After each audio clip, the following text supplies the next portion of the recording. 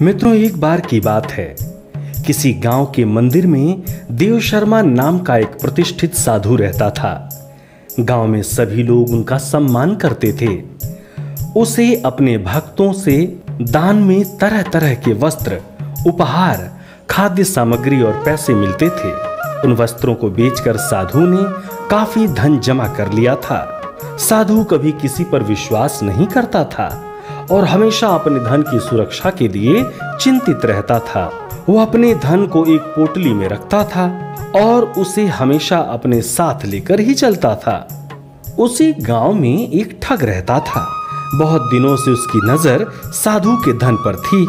ठग हमेशा साधु का पीछा किया करता था, लेकिन साधु जी उस गठरी को कभी अपने से अलग नहीं होने देते थे। आखिरकार उस ठग ने एक छात्र का वेश धारण किया और उस साधु के पास गया।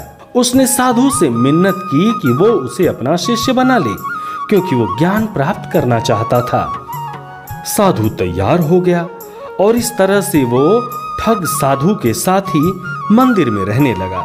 ठग मंदिर की साफ सफाई से लेकर अन्य सभी कार्य भी करता था और ठग ने साधु की खूब सेवा की और जल्दी ही उसका विश्वास पात्र भी बन गया।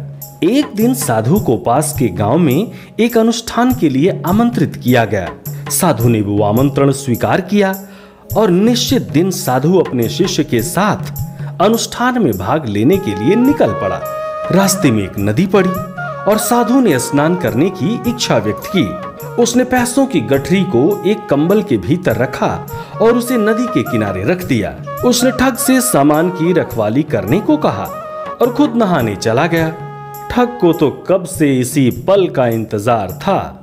जैसे ही साधु नदी में डुबकी लगाने गया, वो रुपयों की गठरी लेकर चंपत हो गया। अब इस कहानी से क्या शिक्षा मिलती है कि किसी भी अजनबी की चिकनी चुपड़ी बातों में आकर ही उस पर विश्वास नहीं कर लेना चाहिए, नहीं तो फिर अर्थ का अनर्थ हो जाता है, जैसा कि साधु बाबा का हुआ।